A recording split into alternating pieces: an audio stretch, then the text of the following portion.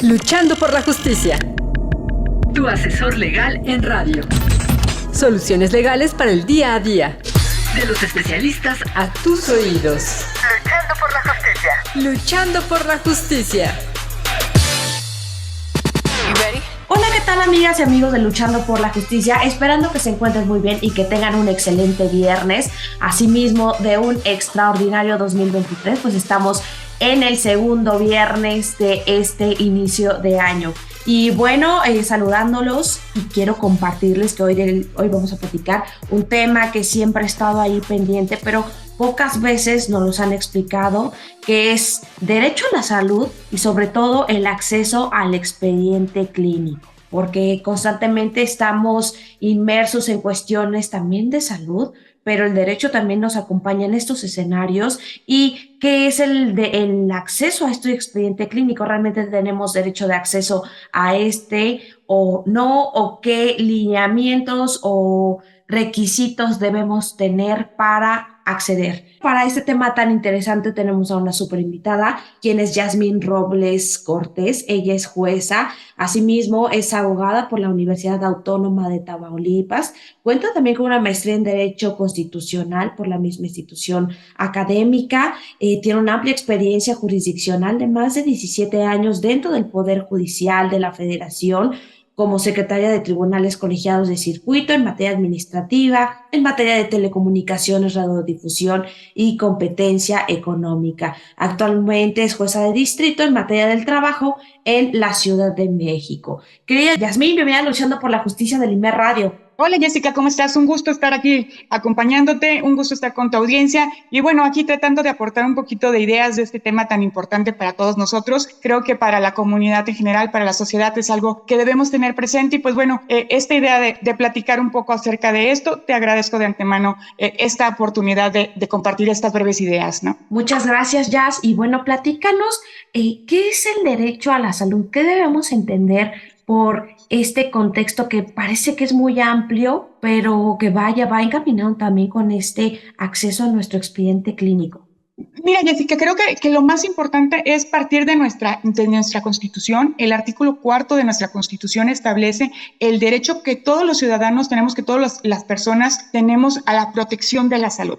Pero, como tú lo dices, pudiera ser un concepto muy amplio y que no nos permite de entrada pues a saber hasta dónde llega este aspecto. Mira, te voy dando un poquito de introducción. Este derecho a la salud, la Suprema Corte de Justicia, que es el alto tribunal del país, ha establecido ciertos criterios que van aclarando este tema. El tema de la salud no solamente se refiere, o esta protección a la salud, no solamente se refiere a la protección de la salud física, que es muy importante, sino también a la protección de la salud mental, ¿no? O sea, primer parámetro no es nada más este aspecto físico, de integridad física, sino también comprende la salud mental. Otra cosa que también es muy importante tener en cuenta para este derecho a la salud es que se trata de lograr un estado general de bienestar en cuanto a esta integridad física. ¿Y cómo se logra este estado de bienestar, no? Se logra a través de una asistencia médica, se logra también a través de tratamientos médicos y de que estos sean lo suficientemente eficaces para que la persona que estaba con un daño en su salud, es decir, que padecía alguna enfermedad, pues pueda recuperarla, ¿no? Y volver a este estado de bienestar precisamente. En términos, pues muy sencillos, esto es lo que entendemos nosotros como el derecho a la salud, ese derecho, valga la redundancia, de que los ciudadanos, de que las personas tengamos un estado de bienestar, tanto físico como mental, y que si en algún momento de nuestra vida lo perdemos, tengamos la posibilidad a través de las instituciones públicas o privadas de retomar ese estado y eliminar de nuestro organismo cualquier enfermedad a través de la asistencia médica, los tratamientos y todos aquellos instrumentos o aquellas acciones necesarias para llegar a este fin. Y bueno, jueza, realmente es un concepto que abarca diversos escenarios, no solamente a nivel orgánico, por lo que entiendo, sino también en un nivel de salud mental que vaya, no es visible o no es palpable como cualquier otro síntoma físico, pero también está ahí presente. Sin embargo, cuando llegamos por nuestro estado de salud a un hospital, a una institución de salud, nos empiezan a crear estos expedientes clínicos. ¿Nosotros tenemos derecho de acceso a ellos o solamente en determinados escenarios? Nosotros tenemos derecho a ellos y fíjate que en relación con esto quisiera hacer como unas particularidades. En principio, este derecho que te comento, este derecho a la salud, tiene que ser progresivo, ¿no? ¿Qué significa esto?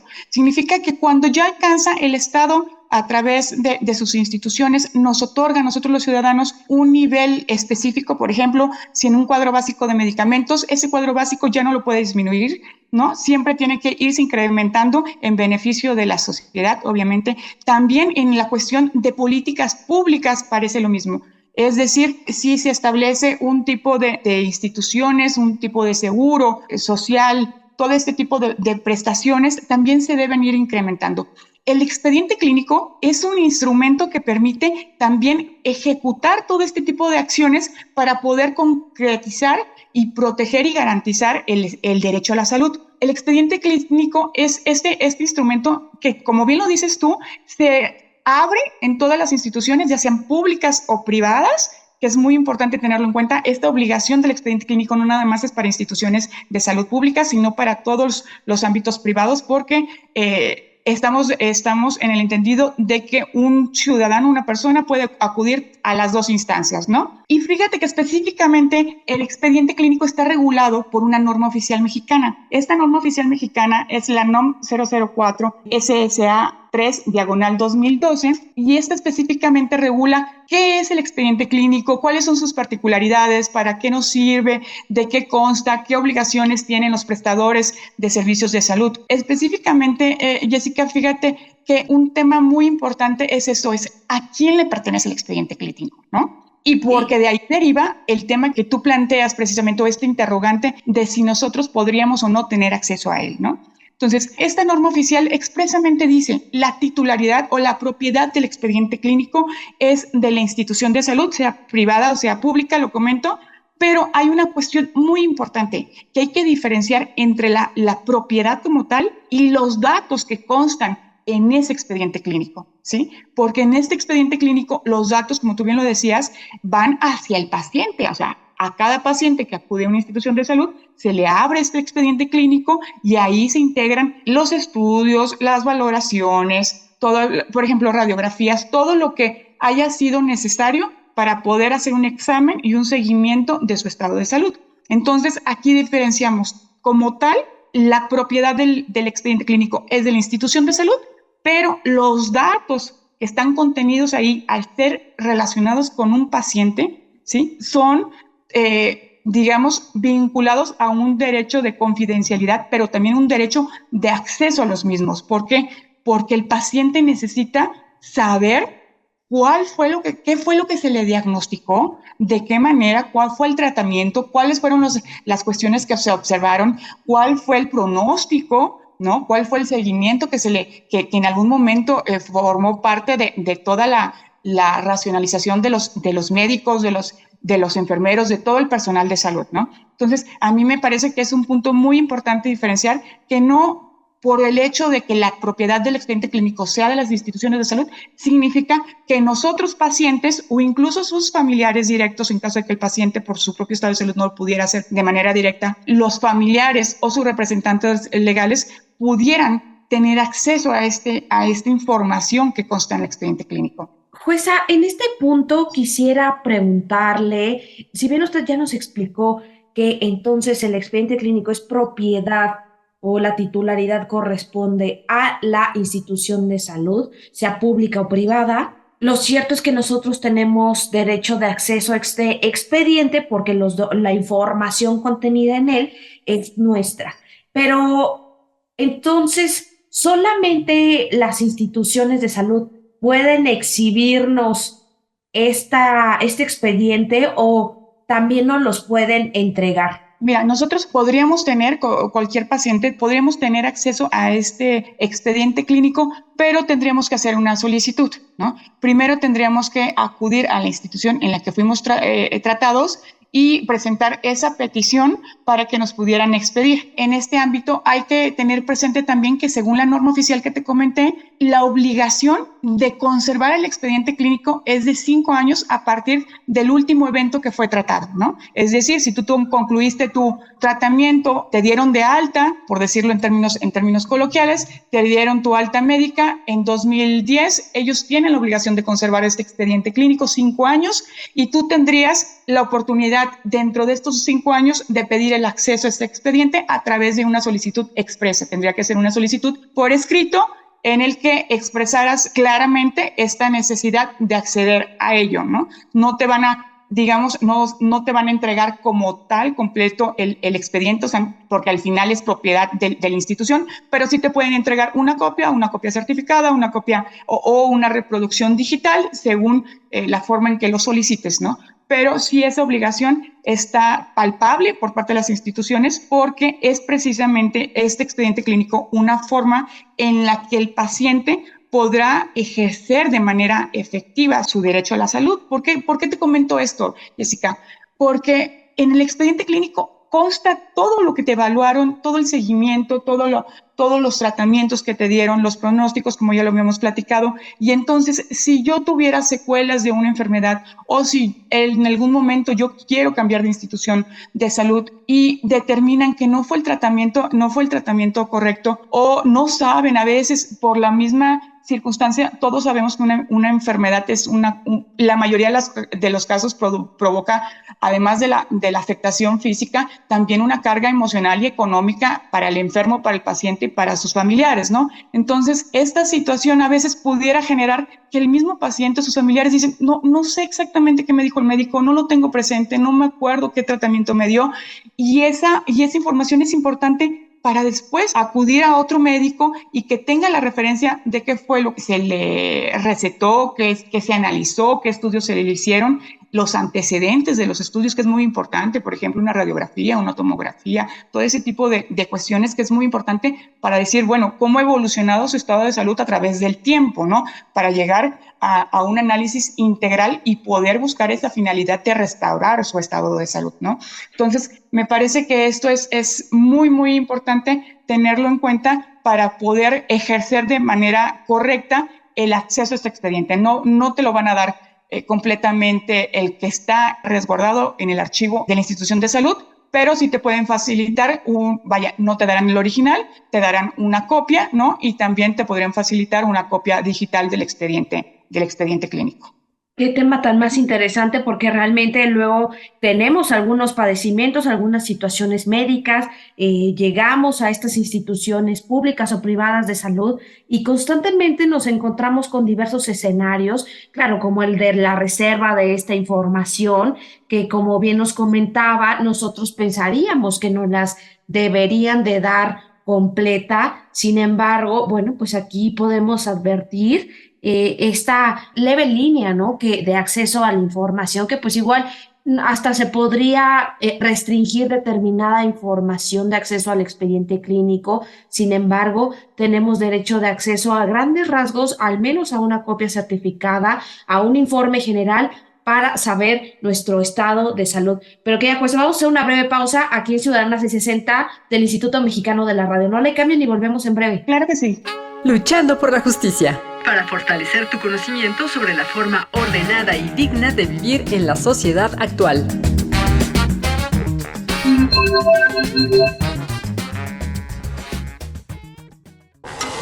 Luchando por la justicia. Brinda herramientas educativas para promover la cultura de la legalidad, los derechos humanos y la perspectiva de género. Luchando por la justicia. Amigas y amigos de Luchando por la Justicia, ya regresamos de una breve pausa aquí en el Instituto Mexicano de la Radio, Todas las Voces. Invitarlos a escuchar el podcast de este programa, así como diverso contenido que tenemos disponible para todas y todos ustedes.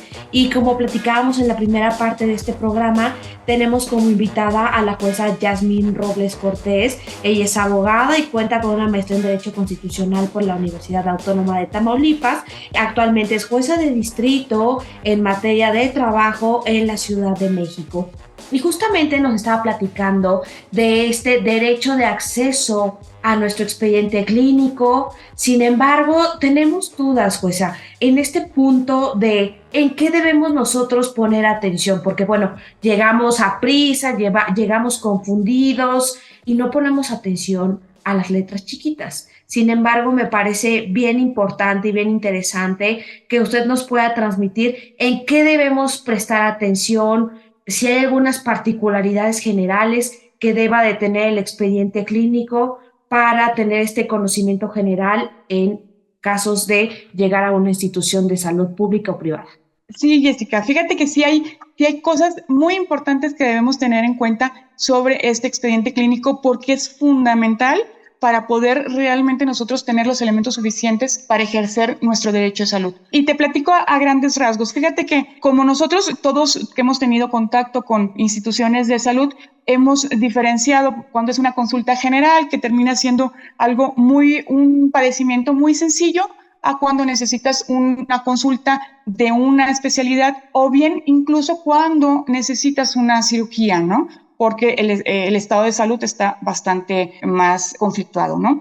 Entonces, todo este tipo de escenarios tienen que estar registrados en el expediente clínico, ¿sí? También cuando nosotros acudimos al área de urgencias, tienen que estar registrados. En términos generales, lo que el expediente clínico va a tener es el nombre de la institución de salud, el médico que está atendiendo, cuál fue el diagnóstico, cuál fue el pronóstico, cuál fue el tratamiento, el nombre del paciente, la edad del paciente, los signos vitales, todo este tipo de cuestiones. Pero fíjate que una cosa muy importante y que me gustaría comentarlo para toda tu audiencia es el tema específico de las cartas de consentimiento informado. ¿Qué significa esto, Jessica? Que en primer término, cuando nosotros acudimos a una institución y está nuestra salud muy, muy afectada, con la grave posibilidad de una cirugía o de quedar hospitalizados, deben de incluirse en este expediente clínico esta carta que te estoy comentando, en donde el propio paciente firma expresamente que se le dieron a conocer cuál era su estado de salud, cuáles eran los tratamientos que se iban a seguir, cuál era el pronóstico, es decir, si podría ser una cirugía tan riesgosa, por ejemplo, que pudiera comprometerse su vida en el quirófano, en términos muy, muy sencillos, y que es su voluntad que sí se le intervenga, ¿no? Esto es muy importante porque él es el paciente, él es el que tiene la decisión sobre su integridad física, su integridad mental, su vida en sí mismo, y a él le corresponde. Es una decisión que él, si está en todas sus facultades, si su propio estado de salud lo permite, o si no, de sus familiares, porque es una situación muy importante que se debe tener en cuenta y debe incluirse.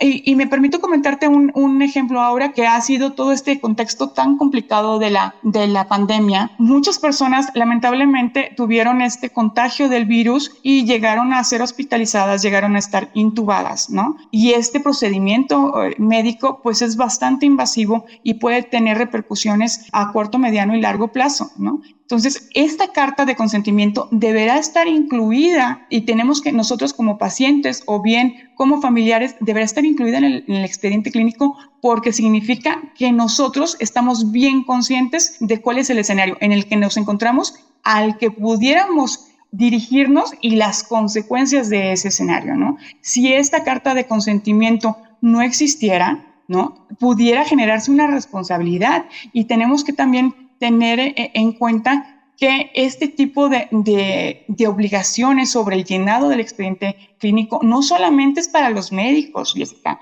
también van incluidos los enfermeros, o sea, simplemente con los cambios de turno, cualquier paso que se haya seguido en el tratamiento, en la asistencia, en la evaluación del paciente, sea así un suministro de un medicamento, de una aspirina, tiene que estar ahí, ¿sí? Y tiene que estar con ciertos estándares, es decir, tienen que tener la letra legible, que luego ¿cuántos no hemos batallado nosotros que vamos al médico y nos dan una receta, ¿no? Y la letra, ay, ¿qué dirá? Con esa cosa tan sencilla, Jessica, son de los que debemos tener cuidado, porque ellos están obligados por esta norma oficial que yo te comentaba a hacer una exposición clara de todos estos elementos de la valoración del paciente, de los tratamientos, y en esa exposición pues tiene que ser la letra legible, o sea, como una cosa muy básica, ¿no? Y bueno, cuando, por ejemplo, en estos contextos tan complicados que se dio la pandemia, etcétera, y que se debe de dar el consentimiento por parte de algún familiar y ya no precisamente del paciente, porque en ocasiones ya no está en condiciones de poder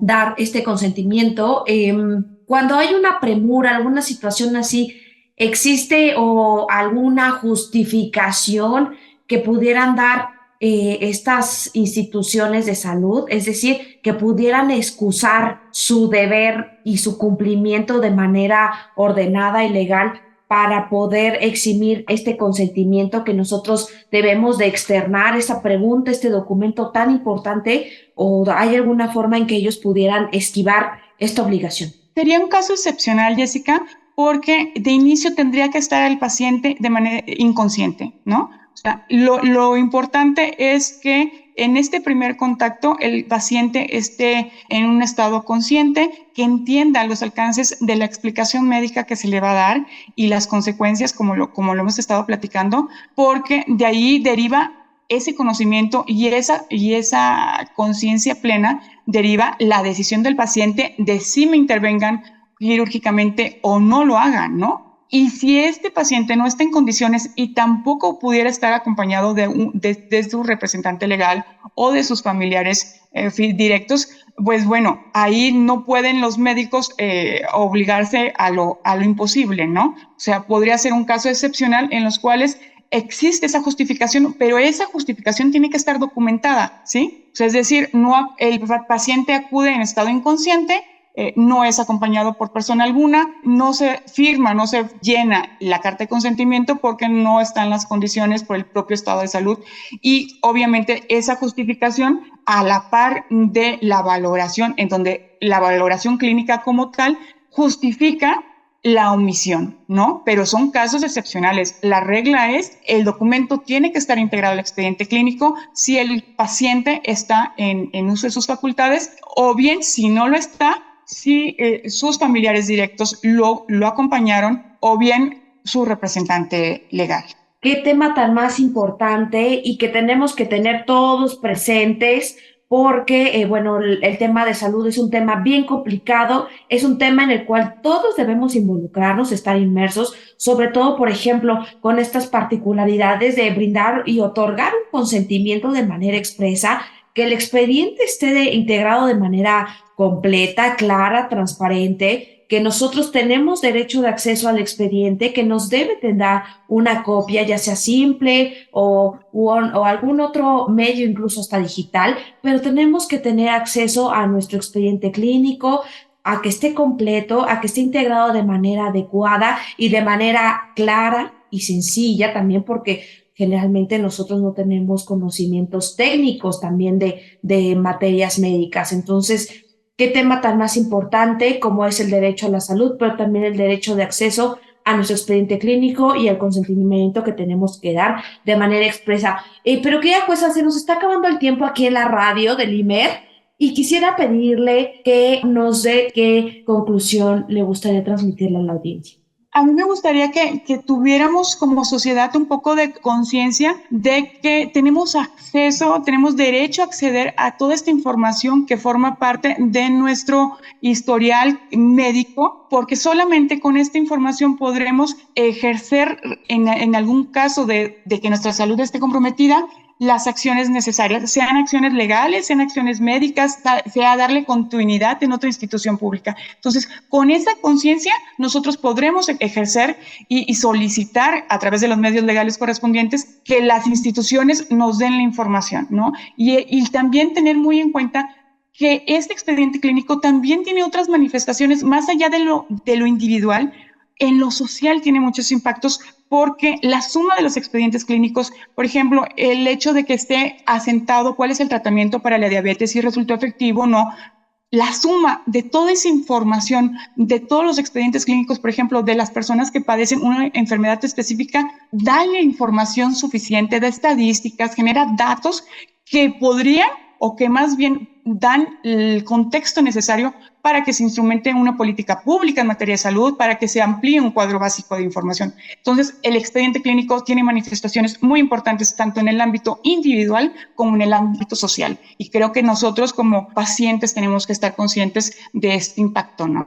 Totalmente, querida jueza. ¿Plataformas o redes sociales donde podemos seguirla o encontrarla? Claro que sí, Jessica. Mira, yo tengo una cuenta oficial en Twitter, me pueden encontrar con @RoblesCortésMX. Ahí yo comparto información que me parece que es útil no solamente para los abogados, sino también para el público en general, para la sociedad, información desde el ámbito laboral, información del ámbito administrativo, por ejemplo, este tema del expediente clínico encuadra en la materia administrativa, en fin, temas que a mí me parece que son importantes compartirlos. Ahí utilizo esta herramienta tecnológica, esta red social para poder brindar acceso, incluso para algunas bibliografías importantes. Entonces, si quisieran seguirme, si quisieran alguna información específica de algún tema, pues bueno, me podrían contactar de esa manera. Bueno, pues ahí tenemos toda la información. Yo quiero agradecerte, querida jueza, el que nos hayas platicado de un tema tan importante como lo es el expediente clínico, el derecho a la salud, la importancia del consentimiento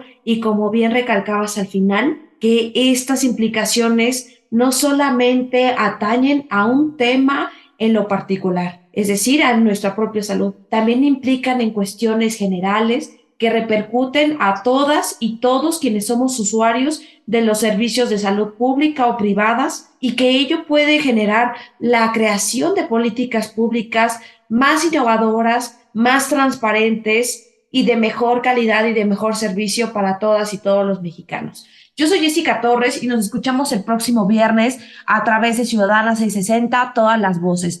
Que tengan un extraordinario fin de semana. Adiós. Hasta luego. Cápsula de la semana. Cápsula de la semana.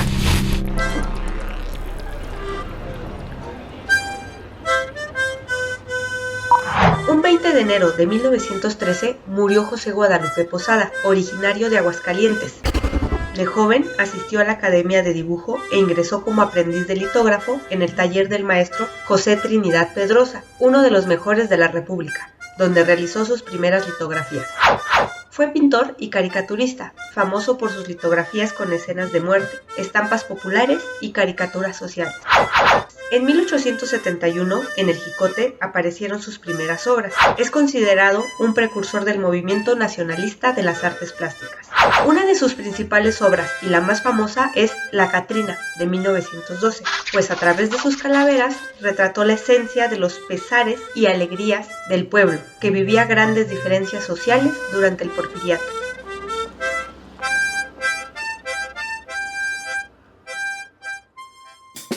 Luchando por la justicia. Promueve el pensamiento de respeto a los derechos humanos y que las diferencias individuales no sean argumento para justificar la desigualdad, el maltrato o la discriminación. Luchando por la justicia. Luchando por la justicia.